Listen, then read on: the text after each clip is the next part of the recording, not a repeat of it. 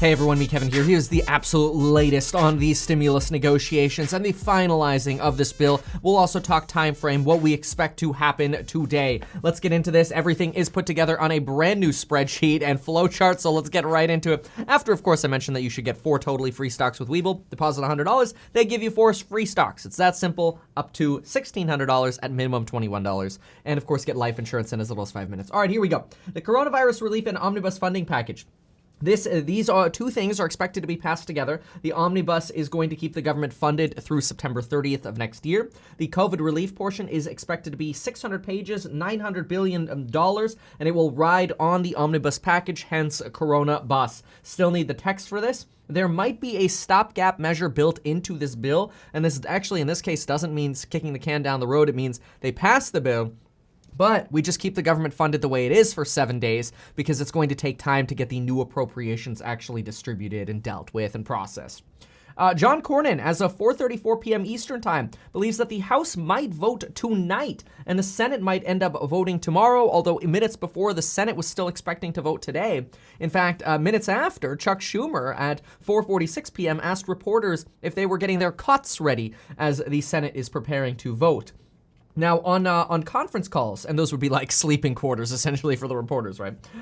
Regarding conference calls, there are 2 conference calls that start probably by the time this video is posted. One is 5 p.m. to 6:30 p.m. This is a Democratic conference call on COVID relief. This is how they get briefed on what this 600-page bill actually includes, so they don't have to read the darn thing, which still seems kind of odd.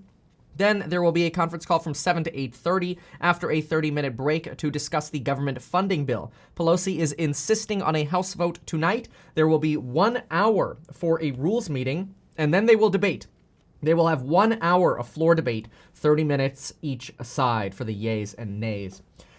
State and local governments will receive no direct aid. However, it does look like Democrats achieved getting flexibility for prior CARES Act funding for states. Regarding stimulus checks, we are still sitting at $600 per adult, $600 per child dependent, likely, actually, potentially even under 18. We're not sure if 18 is going to be included. Obviously, that's right on the line there, but it does look like adult dependents are getting cut out again, so college students, senior dependents, and so on.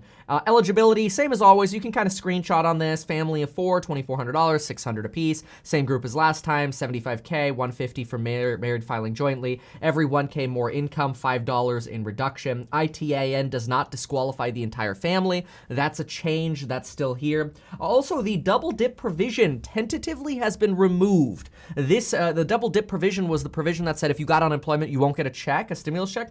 That might be gone. The absolute latest has this gone. Sanders, Hawley, Schumer obviously still pushing for their $1,200. Unsure if they are going to object to getting something done tonight to get that $1,200 based on Bernie's actions on Friday when he threw in the towel. I don't think so. Let's go on to unemployment. Still $300 per week starting December 27th to sort of eliminate any kind of gap period. They moved this up from January 1st. Hard stop appears to be April 5th for the extension of these programs. This gives us about 11 weeks. This also the 300. Remember, there used to be this provision with the FEMA program that you had to make at least $100 in state unemployment to actually get the boost. That might be gone, so that might disappear. Okay, moving over to part 2, we've got small business. $325 billion for small businesses. This is up from $288. To qualify, businesses will need to have 300 and fewer employees. They'll have to show a 30% reduction in revenue quarter to quarter, comparing 2020 to 2019. So it's not just for money-losing businesses. I heard somebody say that this was just for money-losing businesses. That's not correct. It's just, you just have to show that you're making less money than you were last year. You'd still be profitable. $50 billion in EIDL grants again. This is wonderful. I'm really shocked this made it back, and I'm really excited about that. Schools, $82 billion. However, there's currently a negotiation over how private schools should be treated. The Republican lines, $1 billion for Amtrak, and then the rest for, other provisions up to that $45 billion figure. Healthcare Relief Fund, $35 billion, with 7 of that going to rural. Nutrition and Hunger, $13 billion for programs like SNAP, food banks, pantries.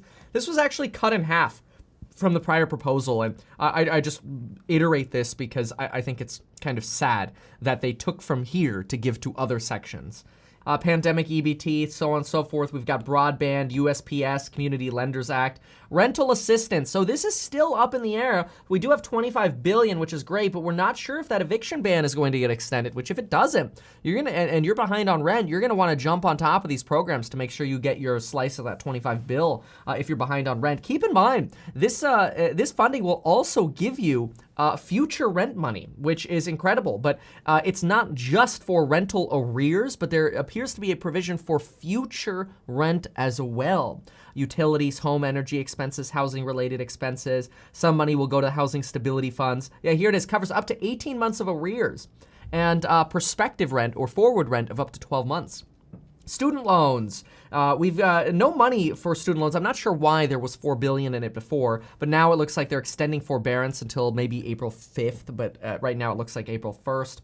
So for live venue, really got to change that. There we go. Live venue operators, they're still pushing for that $17 billion in grants to live venue operators. FEMA funding, I believe this has now been resolved, but we don't have an update on this yet. Then on the Federal Reserve's Toomey provision, we've kind of got conflicting commentary here. We've got Toomey saying that the Main Street lending and the municipal credit facility, these might be the ones that are going to get the axe, and they might actually leave the corporate bailout and the term asset-backed loans for student loans, credit cards, car loans, and that. But then Elizabeth Warren came out and tweeted just minutes ago, Senate Democrats have protected the Fed's flexibility to lend money to states, cities, and small businesses during emergencies. That's absolutely critical. Which that kind of, like, Elizabeth Warren's implication here kind of suggests that these two still exist, but that these got banned or canceled. So we'll see what's happening here. Obviously, all 5 of these would be important during emergency situations. You even had a Federal Reserve Chairman, former Federal Reserve Chairman, Ben Bernanke, come out and warn and say that the central bank's ability to respond to a future crisis should be left fully intact. Although Toomey responds to this and says, hey, he talked to Powell and Powell didn't seem to object. Now, I could kind of see Powell hearing this idea and just thinking about Powell's personality. I could kind of see him go, And then in his mind, he's like, are you effing kidding me? That's what you're thinking. But he's like, like, I don't see him as very confrontational. Anyway, that's what we've got today so far. So we'll see what happens over the next few hours. This is the absolute latest. I will be back in my emails now responding to all these requests for bundle coupons. I really appreciate y'all. I should honestly just have like a bundle coupon that's down below so I don't have to reply to all these emails. But it's pretty special. So do email me for the holiday bundle coupon. I do want to spread the cheer on building your wealth. So take a look down below at the courses and